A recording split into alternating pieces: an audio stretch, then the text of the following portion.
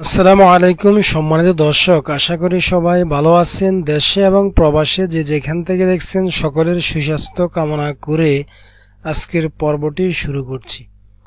নির্ধারিত সময়ে আয়কর রিটার্ন জমা না দিলে আপনি যে সমস্যায় পড়তে পারেন, উক্ত বিষয়ে আজকে বিস্তারিত আলোচনা করব।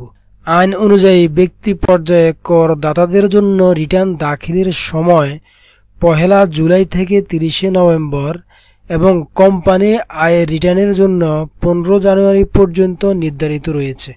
করদাতাগণ নির্ধারিত সময়ে কর পরিশোধ করতে না পারলে বা রিটার্ন দাখিল করতে না পারলে আপনার করণীয়: সময় বাড়ানোর আবেদন। নির্দিষ্ট সময়ের বাইরে করদাতারা সর্বোচ্চ 4 মাস সময় বাড়াতে পারেন।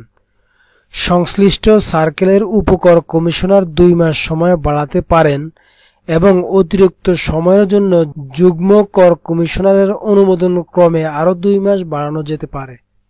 ব্যর্থতার জন্য জরিমানা।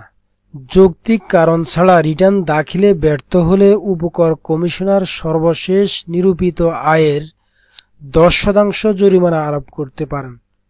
জরিমানার ন্যূনতম পরিমাণ 1000 টাকা। নির্ধারিত সময়ের মধ্যে জরিমানা সহ কর পরিশোধ না করলে প্রতিদিন 50 টাকা করে অতিরিক্ত জরিমানা আরোপ করা হবে। রিটার্ন দাখিলের পরও অনিয়মের জন্য জরিমানা। রিটার্ন দাখিল করলেও বেআইনি কার্যকলাপ হলে বিভিন্ন ক্ষেত্রে জরিমানার বিধান রয়েছে। যেমন, যদি কেউ অন্যের বা জাল টিআইএন নম্বর ব্যবহার করেন তাহলে 20,000 টাকা পর্যন্ত জরিমানা হতে পারে।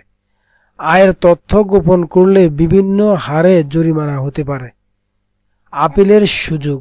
আয়কর কর্তৃপক্ষের আদেশে অসন্তুষ্ট হলে করদাতা আপিল করতে পারবেন। আপিলের জন্য নির্ধারিত ফর্ম ও পদ্ধতি রয়েছে এবং আপিল কর্তৃপক্ষ শুনানির জন্য তারিখ ও স্থান নির্ধারণ করবেন।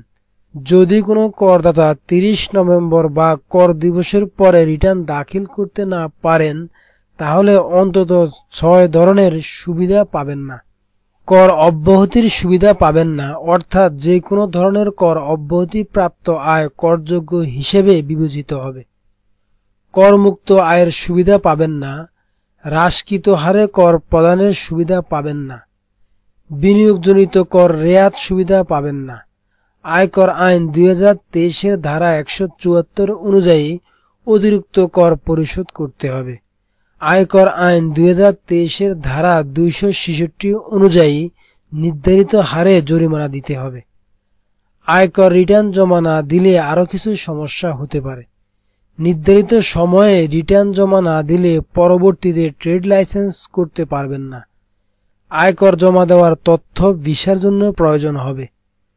সময় মতো রিটার্ন না দিলে 1000 টাকা অথবা আগের বছরের ট্যাক্সের 10% জরিমানা হতে পারে।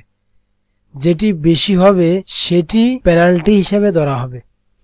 কয়েক বছর ধরে রিটার্ন দাখিল না করলে প্রতিদিন 50 টাকা করে জরিমানা হতে পারে। পুরনো করদাতাদের ক্ষেত্রে গত বছরের করের 50% পর্যন্ত বাড়তি দিতে হতে পারে। করযোগ্য হলেও কর না দিলে 3 ধরনের জরিমানা হতে পারে: বকেয়া করের 25% বাড়তি জরিমানা, প্রতি মাসে 2% সরল সুদ, বকেয়া করের জরিমানা।